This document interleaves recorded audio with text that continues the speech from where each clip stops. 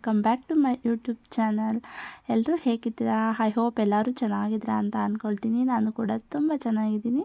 ಇದು ಬಂದು ಸಂಡೇ ಒಂದು ವ್ಲಾಗ್ ಆಗಿರುತ್ತೆ. ಸಂಡೇ ಬಂದು ನಾವು ದೇವ್ರು ಮಾಡಬೇಕಾಗಿತ್ತು. ಆಚೆ ಎಲ್ಲ ಮಾಡ್ತಾರಲ್ವ, ಹಸಿರು ಹಾಕ್ಬಿಟ್ಟು ಚಪ್ಪರದ ಥರ ಹೊಂಗೆ ಸೊಪ್ಪು ಎಲ್ಲ ಹಾಕ್ಬಿಟ್ಟು ಹಳ್ಳಿಗಳ ಕಡೆ ಮಾಡೋರಿಗೆ ಅದು ತುಂಬ ಚೆನ್ನಾಗಿ ಗೊತ್ತಿರುತ್ತೆ. ಆ ಥರ ಎಲ್ಲ ಮಾಡ್ತಾರಲ್ವ, ಸೊ ಆ ಥರ ಮಾಡಬೇಕಾಗಿತ್ತು. ಹಾಗಾಗಿ ಆ ಒಂದು ವಿಡಿಯೋನ ನಿಮ್ಮ ಹತ್ರ ಶೇರ್ ಮಾಡ್ಕೊಳ್ಳೋಣವಾ ಅಂತ ವಿಡಿಯೋ ಮಾಡ್ಕೊಳ್ತಾ ಇದ್ದೀನಿ. ಫಸ್ಟು ನಾವು ತಂಬಿಟ್ಟು ಮಾಡಬೇಕಾಗಿತ್ತು ಆ ದೇವರಿಗೆ. ಆ ದೇವ್ರ ಹೆಸರು ಬಂದು ಕಾಳುವಳಮ್ಮ ಅಂತ. ಕಾಳುವಳಮ್ಮ ಮಾಡ್ತಾರೆ, ಮತ್ತು ಚೌಡಮ್ಮ ಆ ಥರ ಎಲ್ಲ ಮಾಡ್ತಾರೆ. ಚಪ್ರದ ದೇವರು ಹಳ್ಳಿಗಳ ಕಡೆ ಮೇಯ್ನ್ ಮಾಡ್ಕೊಳ್ತಾರೆ, ಸೊ ಅವ್ರಿಗೆ ಗೊತ್ತಿರುತ್ತೆ ಇದು. ಈ ಥರ ತಂಬಿಟ್ಟು ಮಾಡಬೇಕಿತ್ತು. ಆರತಿ ಥರ ಎರಡೇ ಆರತಿ ಮಾಡ್ಕೊಳ್ಬೇಕಿತ್ತು. ಹಾಗಾಗಿ ನಾನೇ ಕೂಡ ಮಾಡೋಣ ಅಂತ ಟ್ರೈ ಮಾಡ್ತಾಯಿದ್ದೆ. ಫಸ್ಟ್ ಟೈಮ್ ಮಾಡ್ತಾ ಇರೋದು. ನನಗೆ ತುಂಬ ಎಕ್ಸೈಟ್ಮೆಂಟ್ ಕೂಡ ಇತ್ತು.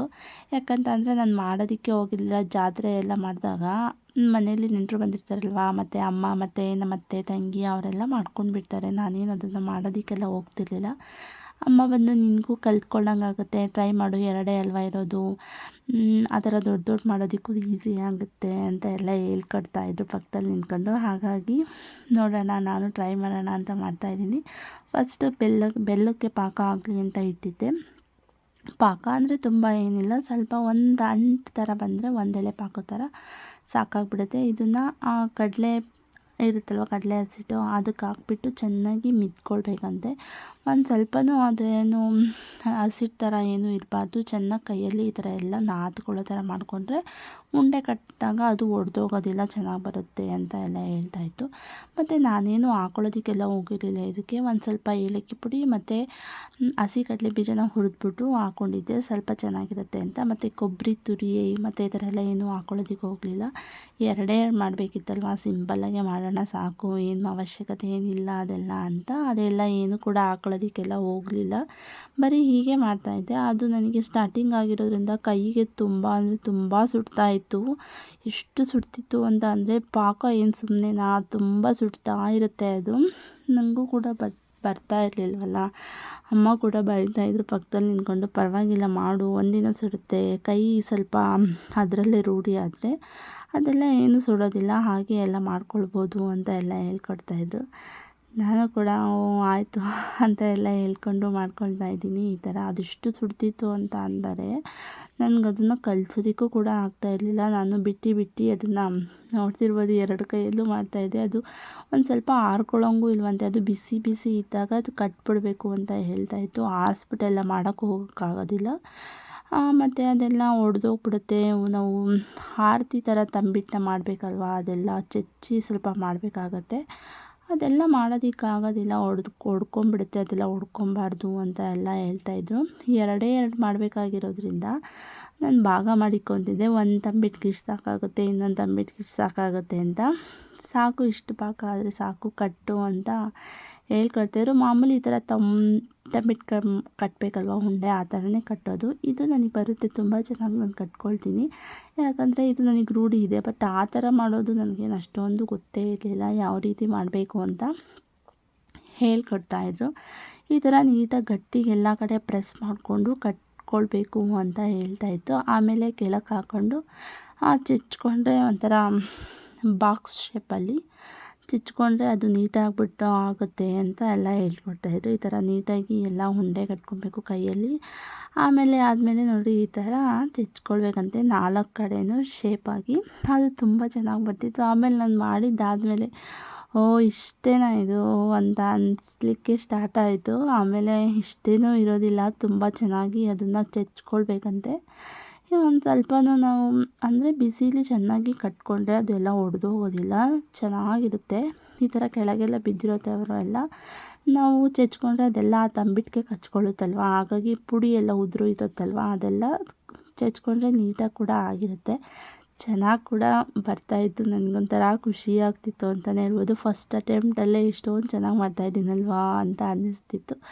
ಬಟ್ ಎಲ್ಲ ಒಡೆದೋಗ್ತಾ ಇತ್ತು ಕೆಳಗಡೆ ಎಲ್ಲ. ಅದು ಆ ಥರ ಎಲ್ಲ ಒಡೆದೋಗ್ಬಾರ್ದು, ನೋಡ್ತಾ ಇರ್ಬೋದು, ಇಲ್ಲೆಲ್ಲ ಒಡೆದೋಗ್ತಿತ್ತು. ಅದೆಲ್ಲ ಒಡೆದೋಗ್ಬಾರ್ದು. ನೀಟಾಗಿ ಅದನ್ನು ಬಿಸಿಲೇ ನಾವು ಪಾಕ ಮಾಡಿದಾಗ ಚೆನ್ನಾಗಿ ಕೈಯಲ್ಲೆಲ್ಲ ಸ್ವಲ್ಪ ಅಂದರೆ ಪ್ರೆಸ್ ಮಾಡಿಕೊಂಡು ಎಲ್ಲ ನಾದ್ಕೊಂಡ್ರೆ ತುಂಬ ಚೆನ್ನಾಗಿ ಬರುತ್ತೆ ಅಂತ ಹೇಳ್ತಾಯಿದ್ರು.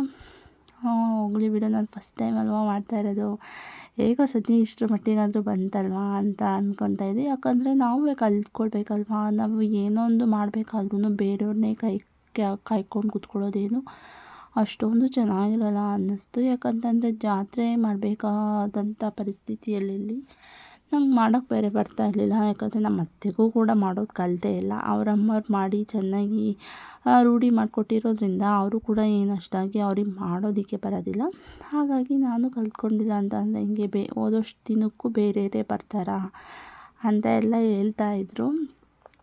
ಹಾಗಾಗಿ ಏನಾದರೂ ಸರಿ ಬಂದಂಗೆ ಬರಲಿ, ಇವತ್ತು ಕೆಟ್ಟೋಗುತ್ತೆ ಇನ್ನೊಂದು ಸಲ ಚೆನ್ನಾಗಿ ಬರುತ್ತೆ ಅಂತ ಎಲ್ಲ ಹೇಳ್ಕೊಟ್ಟು ಹೇಗೋ ಮಾಡಿದೆ. ಚೆನ್ನಾಗಿ ಬಂತು ಅಂತಲೇ ಹೇಳ್ಬೋದು. ಬಟ್ ಇವಾಗ ಹೊಡೆದೋಯ್ತು ಅದು. ಆಮೇಲೆ ಎಲ್ಲ ಪೂಜೆ ಆಗಿ ಇನ್ನು ಅದನ್ನೆಲ್ಲ ನಾವೇ ಮುರಿಯೋವರೆಗೂ ಅದೇನೂ ಮುರಿದೇ ಹೋಗಲಿಲ್ಲ, ಚೆನ್ನಾಗೇ ಇತ್ತು. ಮತ್ತು ಅದೊಂದೇ ಆಯಿತು. ಸೆಕೆಂಡ್ನೇ ಉಂಡೆ ಮಾಡೋಣ ಅಂತ ಈ ಥರ ಮಾಡ್ತಾಯಿದ್ದೀನಿ. ಎರಡನೇದು ಅದು ಮೇಲೆ ಒಂಥರ ತೂತ ಥರ ಮಾಡೋದ್ನಲ್ವ, ಸ್ವಲ್ಪ ರೌಂಡಾಗಿ, ಅದು ಅಲ್ಲಿ ದೀಪ ಹಚ್ಚೋದಕ್ಕೆ ತುಪ್ಪದ ಬತ್ತಿ ಬರುತ್ತಲ್ವ, ಸೊ ಅದನ್ನು ಹಚ್ಚಿ ಬೆಳ್ಕೋಬೇಕು. ಹಾಗಾಗಿ ಅದನ್ನ ಸ್ವಲ್ಪ ಕೆಳಗಡೆ ಗುಂಡಿ ಥರ ಮಾಡ್ಕೊಂಡಿದ್ದು ಅಷ್ಟೇ. ಇದನ್ನು ಅದೇ ರೀತಿಯೇ ಮಾಡಿಕೊಂಡೆ. ಈ ಥರ ಎಲ್ಲ ನಿಮ್ಮೂರ ಕಡೆ ಯಾರೆಲ್ಲ ಮಾಡ್ತೀರಾ ನನಗೂ ಕಮೆಂಟ್ ಮಾಡಿ. ಸೊ ನನ್ನ ವೀಡಿಯೋಸ್ ನೋಡ್ತಿದ್ದೀರಾ ಅಂತ ನನಗೂ ಕೂಡ ಖುಷಿ ಆಗುತ್ತೆ. ನೀವೆಲ್ಲ ಯಾವ ಥರ ದೇವ್ರನ್ನ ಮಾಡ್ತೀರಾ ಮತ್ತು ಯಾವ ದೇವ್ರ ಹೆಸರು ಅನ್ನೋದನ್ನ ಕಮೆಂಟ್ ಮಾಡಿ. ನಾನು ಮದುವೆ ಆದಾಗಿಂದ ಈ ದೇವ್ರನ್ನೇನು ಮಾಡಿರಲಿಲ್ಲ. ಮದುವೆ ಆಗಿ ನನ್ನ ಮಗುಗೆ ಕಾಯಿಲೆ ಬಂದಿತ್ತು. ಆ ಟೈಮಲ್ಲಿ ಅವನಿಗೆ ಹೊಟ್ಟೆ ನೋವೇನೋ ತಂದು ಹಾಕ್ಕೊಂಡಿತ್ತು. ಆವಾಗ ನಾವು ಹೋಗಿ ಕೇಳಿ ಎಲ್ಲ ಮಾಡಿದ್ದಕ್ಕೆ ಆವಾಗ ನಮ್ಮ ಮಾವರ ಅಪ್ಪರು ಕಾಲದಲ್ಲಿ ಮಾಡ್ತಾಯಿದ್ರಂತೆ. ಇವರೆಲ್ಲ ಮಾಡೋದೇ ಬಿಟ್ಬಿಟ್ಟಿದ್ರು ಈ ದೇವ್ರನ್ನ. ಆಮೇಲೆಲ್ಲ ಹುಡ್ಕೊಂಡಿದ್ದು ನಾವು ಹೋದ ವರ್ಷದಿಂದ ಇದು 2ನೇ ವರ್ಷ ಮಾಡ್ತಾಯಿರೋದು. ಹೋದ ವರ್ಷದಿಂದ ಈ ವರ್ಷ ಮಾಡ್ತಾಯಿದ್ದೀವಿ ಅಷ್ಟೇ. ಹಾಗಾಗಿ ಹೊಸ ಎಕ್ಸ್ಪೀರಿಯೆನ್ಸು. ಹೋದ ವರ್ಷವೂ ಮಾಡಿದ್ದು, ಬಟ್ ಎಲ್ಲ ಮರ್ತೇ ಹೋಗಿತ್ತು ಅಂತ ಹೇಳ್ಬೋದು. ಅಷ್ಟೊಂದು ಒಂಥರ ಆಚೆ ಹೋಗಿ ಮಾಡೋದು ತುಂಬ ಎಕ್ಸೈಟ್ಮೆಂಟ್ ಇರುತ್ತಲ್ವ, ಹಾಗಾಗಿ ಮತ್ತು ಈ ಥರ ಎಲ್ಲ ಆಯಿತು. ಮತ್ತು ಬಂದು ನಿನ್ನೆನೇ ಅದ್ರ ಹಿಂದಿನ ದಿನವೇ ಹೋಗಿ ಚಪ್ಪರನೆಲ್ಲ ಬರೀ ಕಡ್ಡಿ ಎಲ್ಲ ನಿಲ್ಲಿಸಿ ಚಪ್ಪರನೆಲ್ಲ ಹಾಕ್ಬಿಟ್ಟು ನಮ್ಮ ಮಾವರೆಲ್ಲ ಬಂದಿದ್ದರು. ಬೆಳಗ್ಗೆ ಹೋಗಿ ಸೊಪ್ಪೆಲ್ಲ ಕುಯ್ದು ಹಾಕಿ ಅದ್ರ ಮೇಲೆ ಬಂದಿದ್ದಾರೆ. ಹೊಂಗೆ ಸೊಪ್ಪು ಬರುತ್ತಲ್ವ, ಅದನ್ನು ಹಾಕಿಬಿಟ್ಟು ಬಂದಿದ್ದಾರೆ.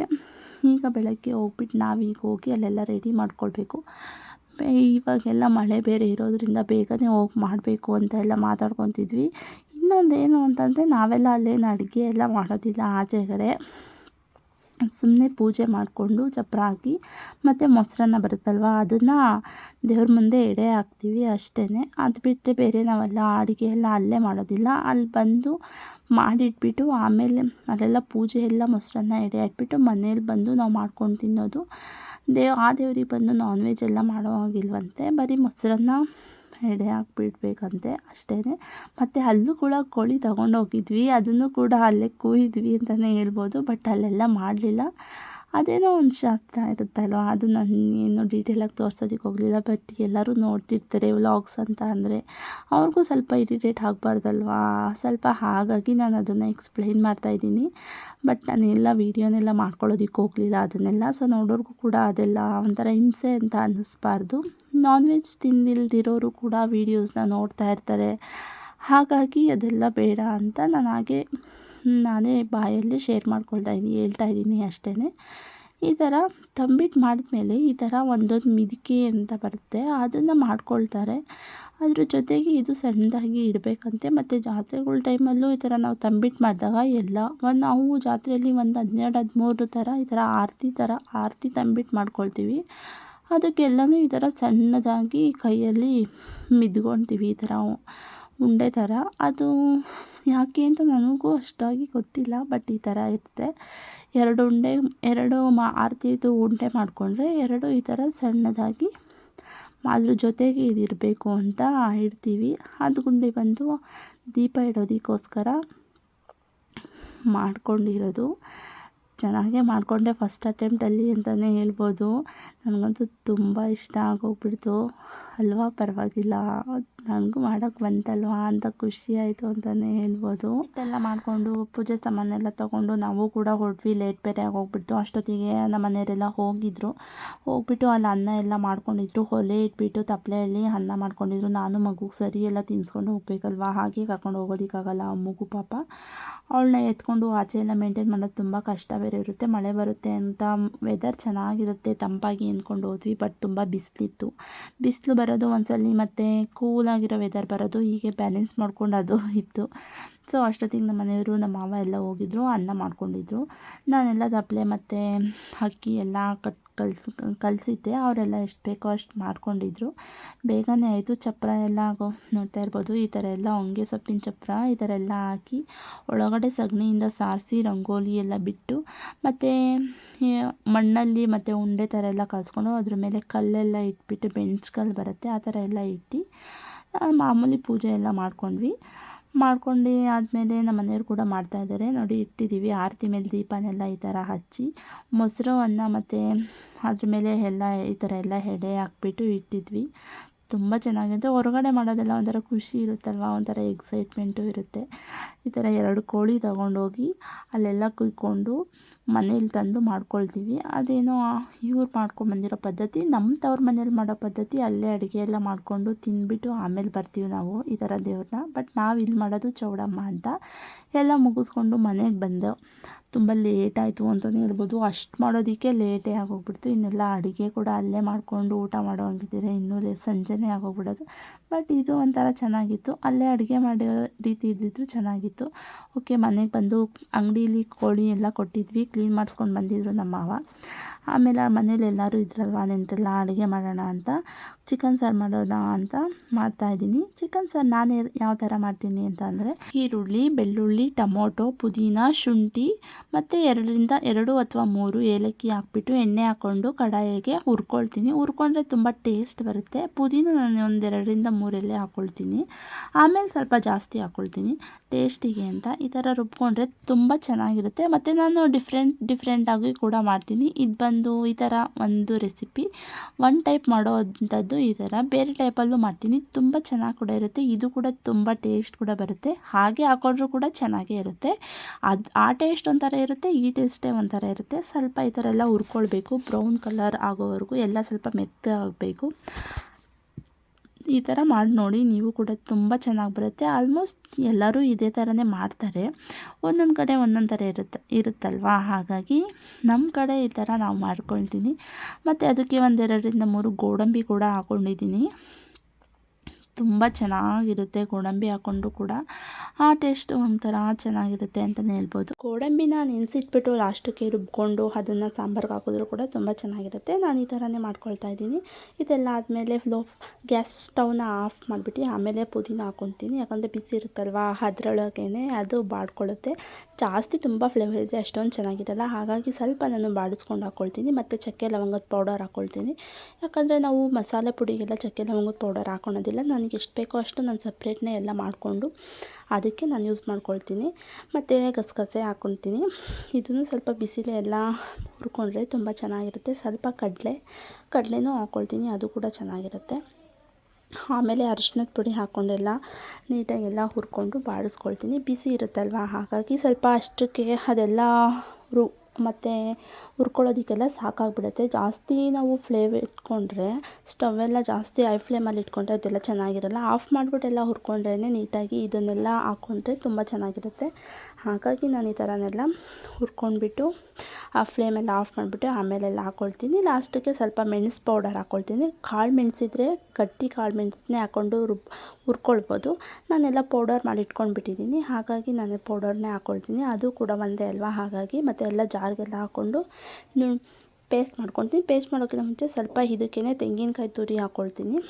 ಮತ್ತು ನಾನು ಹಸಿ ತೆಂಗಿನಕಾಯಿನ ನಾನು ಯೂಸ್ ಮಾಡೋದಕ್ಕೆ ಹೋಗಲ್ಲ. ನಾನ್ ವೆಜ್ ಸಾಂಬಾರುಗಳಿಗೆಲ್ಲ ಕೊಬ್ಬರಿ ಇರುತ್ತಲ್ವ, ಕೊಬ್ಬರಿನ ನಾನು ರುಬ್ಕೊಂಡು ಮಾಡ್ಕೊಂಡಿರ್ತೀನಿ. ಅದೇನು ಕೆಡೋದಿಲ್ಲ ಅಲ್ವಾ, ಚೆನ್ನಾಗಿರುತ್ತೆ. ಕಾಯಿ ಹಾಕ್ಬಿಟ್ಟು ನೋಡಿರಿ ಮತ್ತು ಕೊಬ್ಬರಿ ಹಾಕ್ಬಿಟ್ಟು ನೋಡಿರಿ, ಎರಡಕ್ಕೂ ತುಂಬ ಡಿಫ್ರೆಂಟ್ ಇರುತ್ತೆ. ಕೊಬ್ಬರಿ ಹಾಕಿದ್ರೆ ಸಾರು ತುಂಬ ಟೇಸ್ಟ್ ಬರುತ್ತೆ. ಹಾಗಾಗಿ ನಾನು ಕೊಬ್ಬರಿನೇ ಜಾಸ್ತಿ ಯೂಸ್ ಮಾಡೋದು ನಾನ್ ವೆಜ್ ಸಾಂಬಾರುಗಳಿಗೆಲ್ಲ. ಮತ್ತು ಗ್ರೇವಿಗಳ್ಗಾಗಿರ್ಬೋದು, ಮತ್ತು ಡ್ರೈ ಪೆಪ್ಪರ್ ಆ ಥರ ಎಲ್ಲ ಏನೇ ಮಾಡಿದ್ರೂ ಕೂಡ ಕೊಬ್ಬರಿ ಹಾಕ್ಕೊಳ್ತೀನಿ, ಚೆನ್ನಾಗಿ ಟೇಸ್ಟ್ ಬರುತ್ತೆ. ಮತ್ತು ಕೊತ್ತಂಬರಿ ಸೊಪ್ಪು ಹಾಕ್ಕೊಂಡ್ಬಿಟ್ಟು ಪೇಸ್ಟ್ ಮಾಡ್ಕೊತೀನಿ, ನುಣ್ಣಗೆ ಪೇಸ್ಟ್ ಮಾಡ್ಕೊಳ್ತೀನಿ. ಸ್ವಲ್ಪ ತರಿ ಆಗಿದ್ರೂ ಚೆನ್ನಾಗಿರೋದಿಲ್ಲ, ಬಾಯಿಗೆಲ್ಲ ಸಿಗ್ತಾ ಇರುತ್ತೆ. ನುಣ್ಣಗೆ ಪೇಸ್ಟ್ ಮಾಡಿಕೊಂಡ್ರೆ ಚೆನ್ನಾಗಿರುತ್ತೆ. ಚಿಕನ್ ಎಲ್ಲ ತೊಳೆದಿಟ್ಟು ಎತ್ತಿಟ್ಕೊಂಡಿದ್ದೆ, ಅದನ್ನು ಹಾಕ್ಬಿಟ್ಟು ಮಾಡಬೇಕಲ್ವ, ಹಾಗಾಗಿ ಒಂದು ಕುಕ್ಕರ್ ಇಟ್ಕೊಂಡು ಕುಕ್ಕರ್ಗೆ 1 2 3 ಸ್ಪೂನಷ್ಟು ಎಣ್ಣೆ ಹಾಕ್ಕೊಳ್ತೀನಿ. ಜಾಸ್ತಿ ಏನು ಹಾಕ್ಕೊಳ್ಳೋದಕ್ಕೆ ಹೋಗಲ್ಲ, ಯಾಕಂದರೆ ಚಿಕನ್ನಲ್ಲಿ ಕೊಬ್ಬೆಲ್ಲ ಇರುತ್ತಲ್ವ, ಅದೆಲ್ಲ ಬಿಟ್ಕೊಂಡ್ರೆ ಜಾಸ್ತಿ ಆಗೋಗ್ಬಿಡುತ್ತೆ ಅಂತ ನನಗೆ ಎಷ್ಟು ಬೇಕೋ ಅಷ್ಟು ನಾನು ಹಾಕ್ಕೊಳ್ತೀನಿ. ರುಬ್ಬಿರೋದನ್ನೆಲ್ಲ ಹಾಕಿಬಿಟ್ಟು ಅದೆಲ್ಲ ನೀರೆಲ್ಲ ಹಿಂಗೋವರೆಗೂ ಹುರ್ಕೊಂಡು ಆಮೇಲೆ ಚಿಕನ್ ಹಾಕ್ಕೊಳ್ತೀನಿ. ಅದು ಚಿಕನ್ದೆಲ್ಲ ನೀರೆಲ್ಲ ಬಿಟ್ಕೊಳ್ಬೇಕು. ಆಮೇಲೆ ಲಿಡ್ ಕ್ಲೋಸ್ ಮಾಡಿ ಮುಚ್ಚೋದು. ಇಲ್ಲಾಂದರೆ ಅಷ್ಟೇನು ಚೆನ್ನಾಗಿರೋದಿಲ್ಲ. ಮುಂಚೆನೇ ಎಲ್ಲ ಹಾಕ್ಬಿಟ್ರೆ ಸ್ವಲ್ಪ ಹಸಿ ಹಸಿ ಸ್ಮೆಲ್ಲೆಲ್ಲ ಆಗಿಬಿಡುತ್ತೆ. ಇದೆಲ್ಲ ಹಸಿ ಸ್ಮೆಲ್ಲೆಲ್ಲ ಹೋಗೋವರೆಗೂ ಈ ಥರ ಎಲ್ಲ ನೀಟಾಗಿ ಹುರ್ಕೊಳ್ಬೇಕು.